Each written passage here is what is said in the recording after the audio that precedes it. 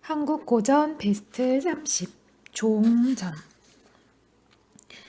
한편 이두병은 맏아들 이관을 동궁으로 삼고 연호를 건무원년이라 했다. 그리고 외갑관에 감금한 송태자는 태사부 계량도로 귀양 보냈다. 왕부인과 조옹은 태자가 귀양 간다는 소식에 매우 슬퍼하며 또한 분노했다. 그들은 태자를 따라가고 싶었으나 역적들의 눈에 띄면 죽을 것이라 그럴 수도 없었다. 하루는 조옹이 분한 마음을 참지 못하여 모친 모르게 장안 큰 거리로 돌아다니었다. 그러다가 한 곳에 이르니 어린아이들이 노래를 부르는데 뜻이 묘했다. 나라가 망했으니 아비 없는 난세로다. 문제가 순제되고 태평 세월이 어지러운 세상으로 변했구나. 그러나 남의 것 빼앗아 사는 자가 그 며칠이나 갈 것인가. 충신의 피눈물이 흐르니 역적은 망하는도다. 사해에 숨어 놀다가 시절이 좋아지면 다시 만나리. 조옹이 듣고 나서 자기도 모르게 피눈물을 흘리며 어느덧 대궐 경화문에 이르렀다. 인적은 고요하고 달빛은 교요히 흐르는데 저절로 돌아가신 황제의 따뜻한 정이 생각났다. 조옹은 당장이라도 대궐 안으로 들어가 역적 이두병을 죽이고 싶었지만 수많은 군사들이 곳곳에 지키고 있으니 감히 경거망동할 수가 없었다. 그러니 이대로 돌아가기에는 분노가 너무 치밀어 품속에서 붓을 꺼내 이두병의 죄상을 욕하는 글을 써서 몰래 경화문에 붙였다. 이때 왕부인은 잠을 자다가 한 기이한 꿈을 꾸었다. 돌아가신 승상이 생시의 모습으로 나타나 엄히 이르는 것이 아닌가. 부인은 어서 일어나시오. 날이 밝으면 큰 변이 생길 것이니 어서 웅을 데리고 도망하시오. 부인이 놀라 급히 물었다. 천지의 역적이 깔리었거늘 어디로 가란 말씀이십니까? 그러나 대답이 없어 놀라 깨어보니 꿈이었다. 이때 황급히 아들을 부르니 간 곳이 없었다. 왕부인은 다급한 마음에 문 밖을 나와 살피니 조옹이 총총히 걸어오는 것이었다. 얘야, 이렇게 기쁜 밤에 어디를 갔었느냐? 모친이 묻자 조옹은 사실대로 말했다. 소자는 이두병의 죄악이 너무 크므로 경화문에 가서 역적을 욕하는 글을 써서 붙였사옵니다. 모친이 크게 놀라 엄히 꾸짖었다. 니 어찌 이렇듯 경망스러우냐. 그렇지 않아도 역적이 우리 모자를 찾으려고 혈안이 되었는데 그 글을 보면 만사를 젖혀놓고 우리를 죽이려고 할 것이다. 다행히 너희 아버님께서 꿈에 나타나 알리셨으니 어서 도망가자.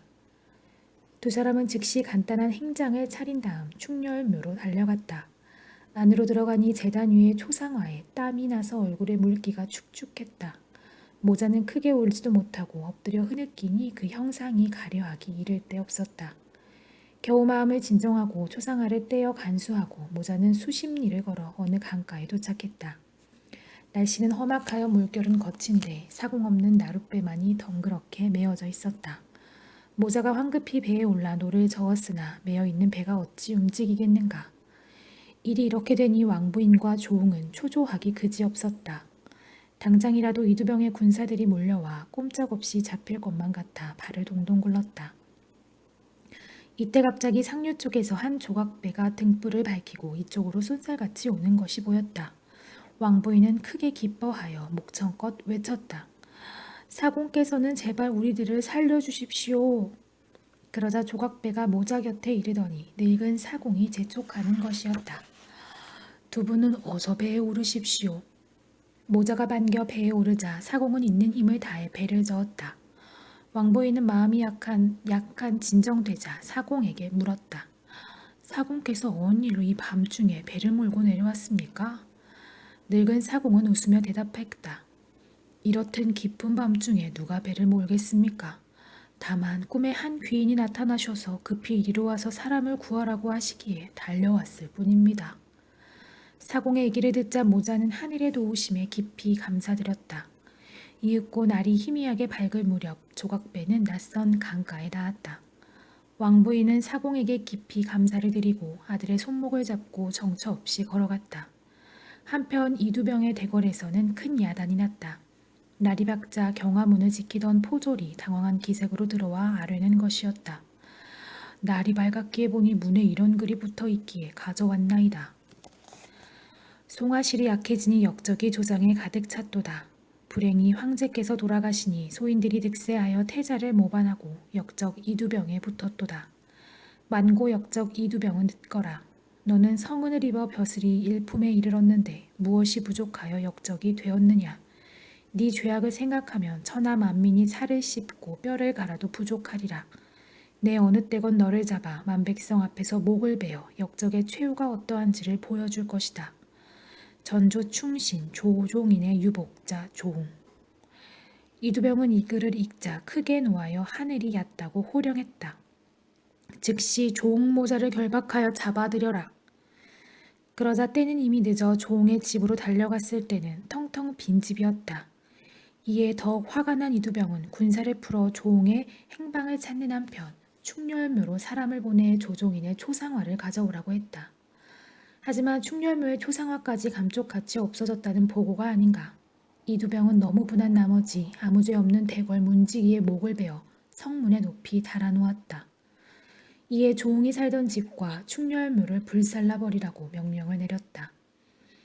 그래도 이두병이 화가 풀리지 않자 호통을 치자 모 신하들이 좋은 말로 아뢰었다.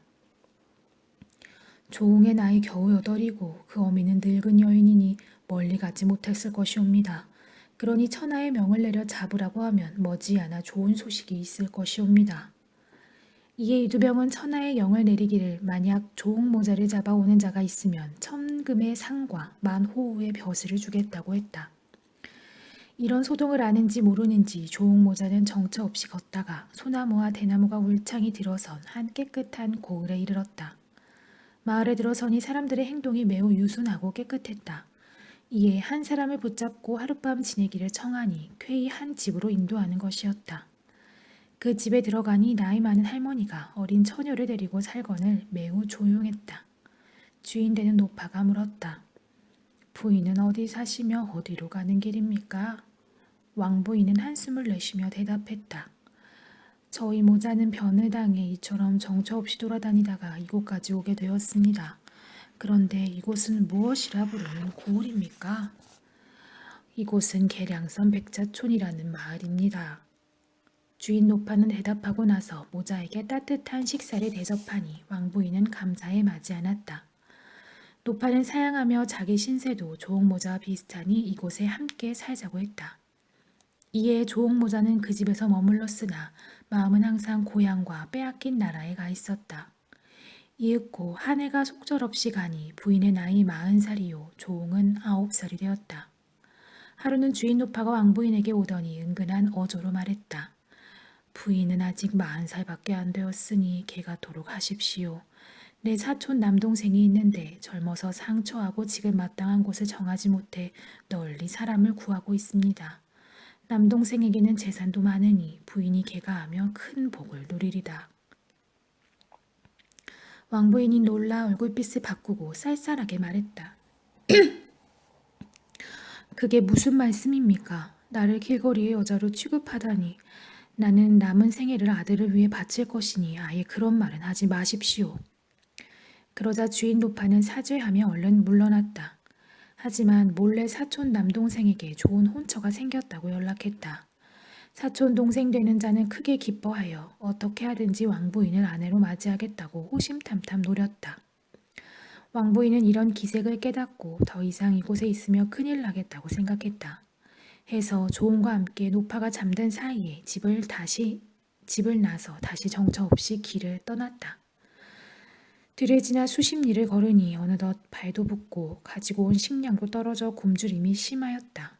모자는 별 수 없이 길가에 앉아 잠시 쉬었다.